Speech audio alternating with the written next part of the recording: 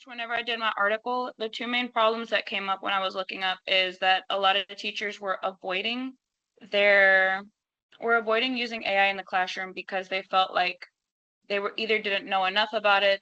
When they were given some PD, they felt very unprepared to use it because they felt like their students knew more about it. How do y'all feel about that with pretty much being thrown into the world of AI as teachers? I feel like when anything that's new, people are hesitant to go for it. One of the things with all of the new technology that is coming out, one of the big things is that people fear that this is going to take over jobs. It's going to take away from us.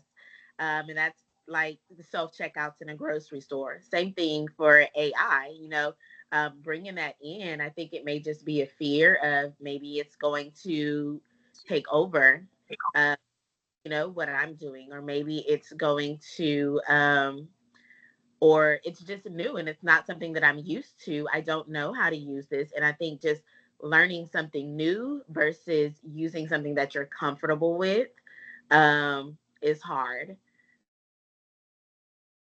So for me, I have two things that I want to bring up. And the first is that um, even though I use technology quite a bit, and probably more than the average person at my school, I feel like there's a huge learning curve for me.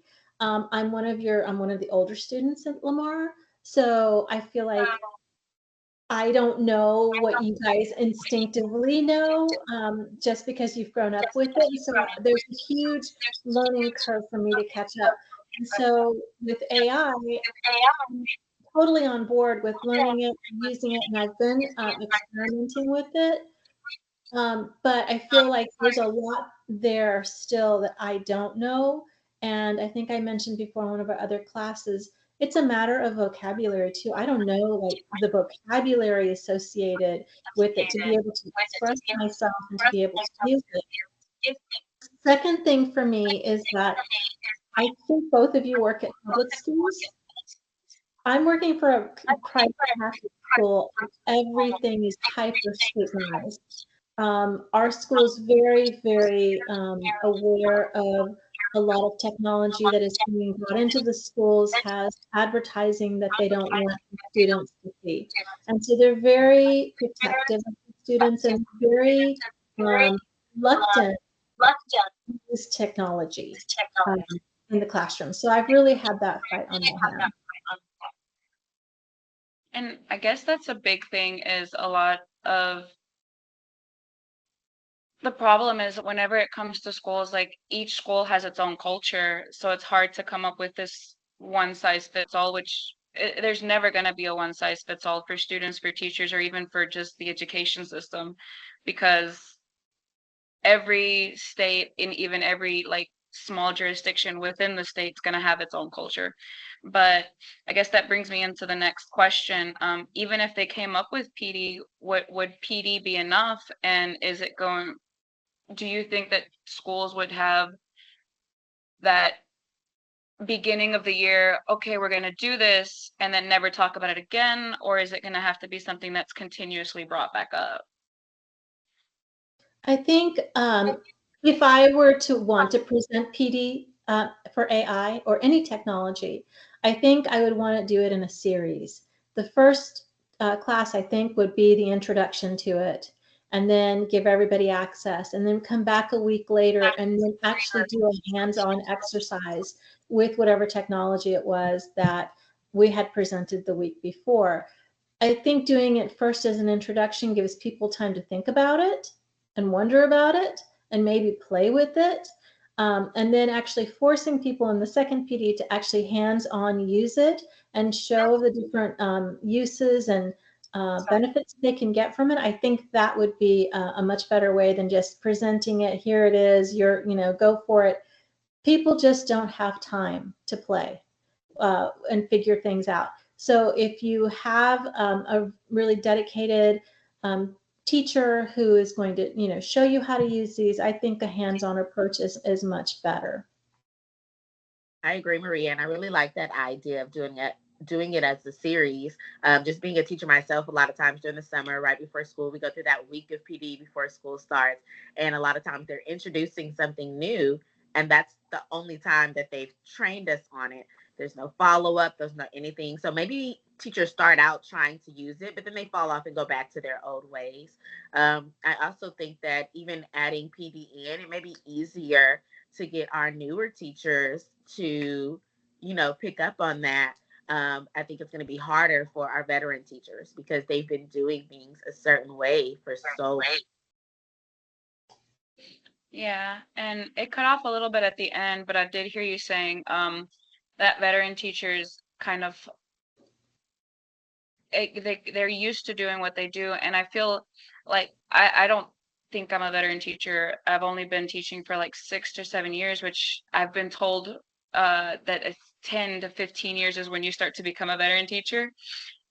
And even I will start with what they teach us at the beginning of the year, do it for like a month, and at that point we're thrown with, oh well, I think it's called a whirlwind in the newest book that we've been given in the other class, and even the whirlwind will throw me back into what I did last year, the year before, or so I can see how it might even be easier for new teachers because they don't have a set schedule yet of what they want to do. So they'll absorb everything, but at the same time, I've also seen new teachers that want to absorb everything and just try and implement everything in 45 minutes or 90 minutes. So I think a good middle ground would help, but I think I've learned that. I agree. This is my second, maybe my third career, so I haven't been teaching that long. And what I've noticed in myself and with others is that the veteran teachers have a habit. And so we talked about habits in the book as well. And breaking the habit and trying something new is really hard because you already know how to do your job, Yes. even though there might be a better way to do it. Your habits are so ingrained that you fall back on your habits and push aside anything new that even might be more beneficial to you. So it's that forming the new habit is what it's going to take. And that's really hard to do. Yeah, and um AI was something that I think 2, 3 years ago I heard about it. Like I knew that we've been using it, but I heard my students using the generative AI to do their essays.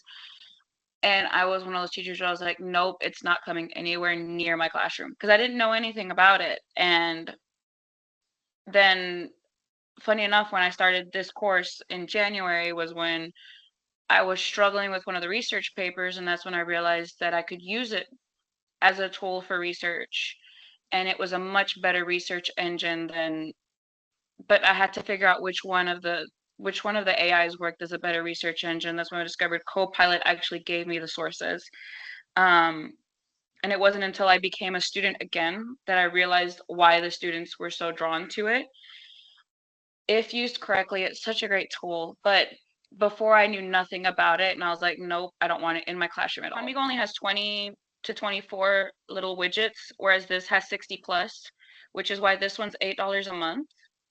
But what I like about it is that, and Conmigo does the same thing. You can either look at all of them at the same time and you just get all of their AIs at the same time. And it has a Jeopardy review game, vocabulary based. But if you don't want to get overwhelmed, they have the ones that are specific to planning.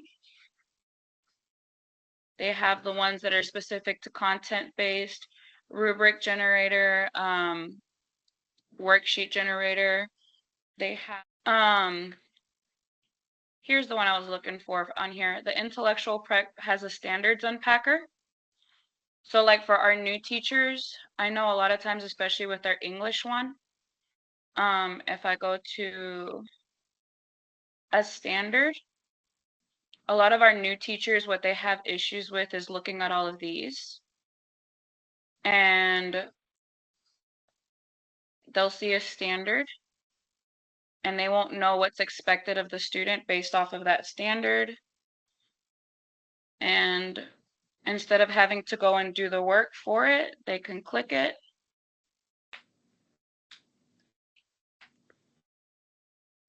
And it'll unpack the standard for them. Wow, that's really great. So this is one of the things I like. I'm trying to see, I think it has sentence starters for our ESL. I'm really bad, and it's one of the things that I get dinged on for our T-test is the clear directions.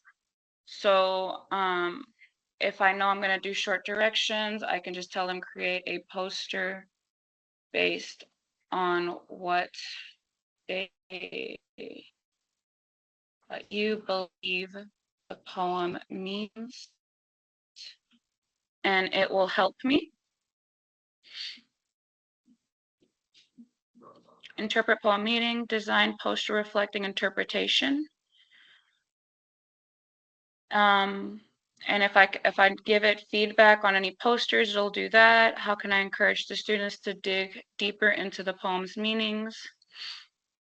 And it'll just continue helping me. I love this.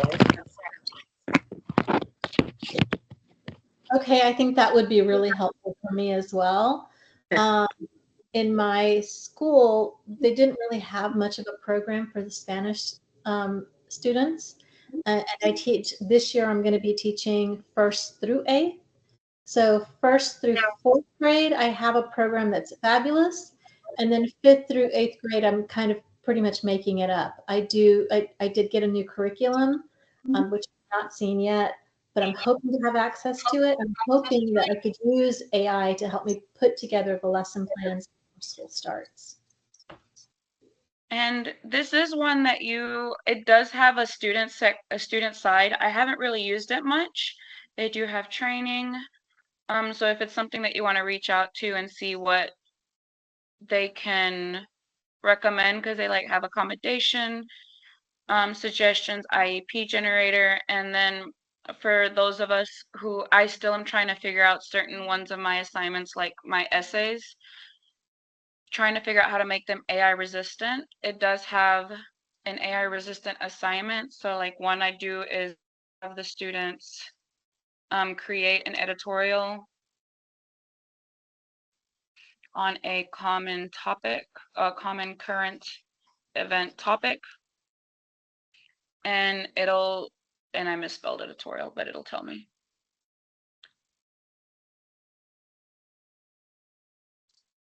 The update is rewritten assignment, analyze recent, which of course couldn't do the controversial, but it explains why. Students will need to engage in critical thinking. And then the second one is the ethical implications, which again, it would just give us an explanation on why the AI wouldn't be able to do that because of the ethical standpoint. It could pretend, but usually when it comes to an English assignment, we could tell. One thing that I like about Conmigo that could also be used with the lower levels is that it has like a poem generator. So at the end of the day, you put in everything that you learned with your students, and it'll create like a really short poem that you can read with your students, or even put up on a poster or have them create a poster, and it's just a poem that could go on the word wall or the unit wall of what they learned for that day about the assignments. Perfect. Which I didn't see this one have that. This one did have something about phonetics though. Decodable texts, vocabulary-based texts, and then text scaffolder. I think These are specifically for younger. I'm sorry? so I think sharing these kind of apps would be beneficial for teachers so that they know that AI is not just, hey, write my essay for me. It's a lot more. Like there's a lot more that they can do with it. Yeah, and the last one I'm gonna show, just because with a lot of us using Nearpod, my favorite one that I use, just here is they have this one, which we already know that we don't have a lot of time on our hands. So I do 500 words because that's not too much. Or let's do 300 words just to make it shorter. We already know that we don't have a lot of time on our hands. This is one of the, I use Common Lit a lot in my classroom, and Common Lit recommends videos. And whenever I use Common Lit, I usually like to attach a video to it. And if I wanted to create a Nearpod, I put the video in. It'll create a short summary to make sure that it's something I actually want the kids to watch. And then there's another one. And I just realized it took me way too long to realize that there's a search. How do you do an earpod with that? How do you do it through AI? YouTube video questions.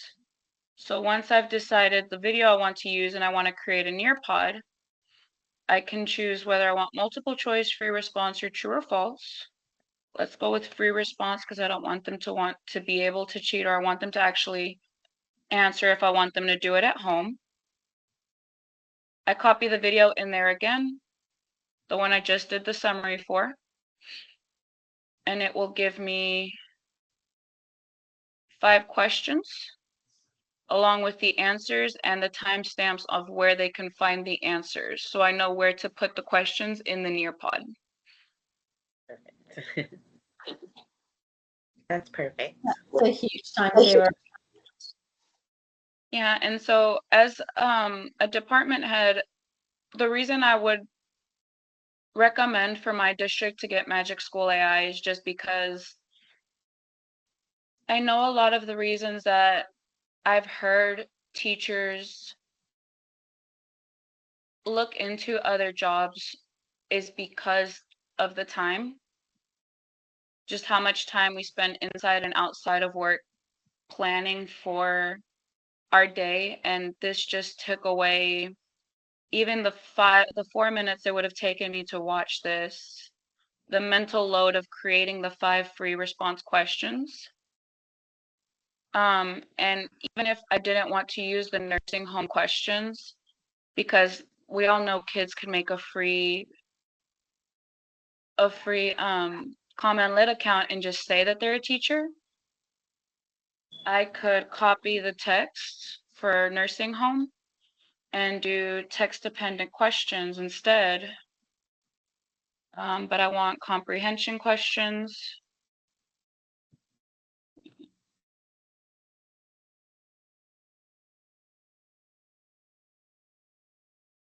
And let's just say 3 because it's a short poem. They've already done the Nearpod. And this is just their bell ringer for when they walk in. And I have 3 more questions for when they walk in. Awesome.